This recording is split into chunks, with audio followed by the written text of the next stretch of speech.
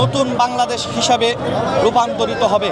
বিএনপির ভারপ্রাপ্ত চেয়ারম্যান দেশনায়ক তারেক রহমান ইতিমধ্যেই বিভিন্ন সভা সমাবেশে এবং বিভিন্নভাবেই উনি ওনার যে পরিকল্পনাগুলো বাস্তবায়ন করবেন, উনি বিভিন্ন সমাবেশে, বিভিন্ন অনুষ্ঠানে, বিভিন্ন প্রোগ্রামে উনি উপস্থাপন করে থাকেন।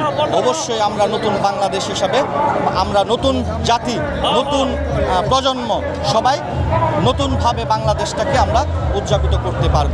গতকালকে এবং এর আগেও আমাদের আজকের এই প্রধান উপদেষ্টা ডক্টর মোহাম্মদ ইউনূস উনি কিন্তু একজন ভালো মানুষ, আমরা ভালো মানুষ হিসেবেই জানি এবং সারা বাংলাদেশের সকল শ্রেণী পেশার মানুষই তাকে একটি ক্রান্তিকালে এইখানে এই আসনে বসিয়েছে একটি সুন্দর বাংলাদেশ উপহার দেওয়ার জন্য এবং একটি সুন্দর নির্বাচন উপহার দেওয়ার জন্য।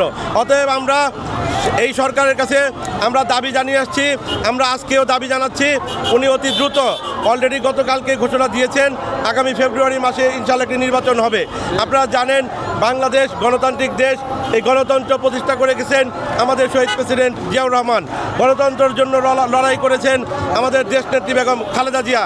তারেক রহমান সেই ৮,০০০ মাইল দূর থেকে আমাদের এই দলকে নেতৃত্ব দিয়ে আজকে পর্যন্ত সুসংগঠিতভাবে ধরে রেখেছে। আমরা বিশ্বাস করি একটি সুন্দর সুষ্ঠু নির্বাচন হলে বিএনপি অবশ্যই জনগণের ভোটে নির্বাচিত হবে। সব মশার বিরুদ্ধে সুরক্ষা দিতে এলো বসুন্ধরা এক্সট্রিম অ্যারোসল, মশার বিরুদ্ধে এক্সট্রিম সুরক্ষা।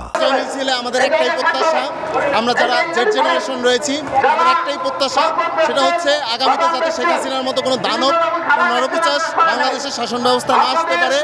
এই দেশে যাতে গণতান্ত্রিক চর্চা হয়, ভবিষ্যতে যাতে গণতান্ত্রিক চর্চাটা আরও স্ট্রং হয়, যেখানে জনগণের কাছে জবাবদিহিতা থাকবে, জনগণের হাতে সকল ধরনের মেকানিজম থাকবে, যেখানে জনগণ ভোটাধিকার ফিরে পাবে। এবং আমরা আশাবাদ ব্যক্ত করছি আগামীতে প্রতিটা ক্ষেত্রে, প্রতিটা নির্বাচনে জনগণের প্রতিনিধিত্ব দেখবো আমরা এবং জনগণের ভোটাধিকার প্রয়োগের আমরা পূর্ণাঙ্গ একটা সমর্থন পাবো এবং এই সমর্থনের মাধ্যমে এই বাংলাদেশে পূর্ণ একটি গণতান্ত্রিক চর্চার সূচনা শুরু হবে।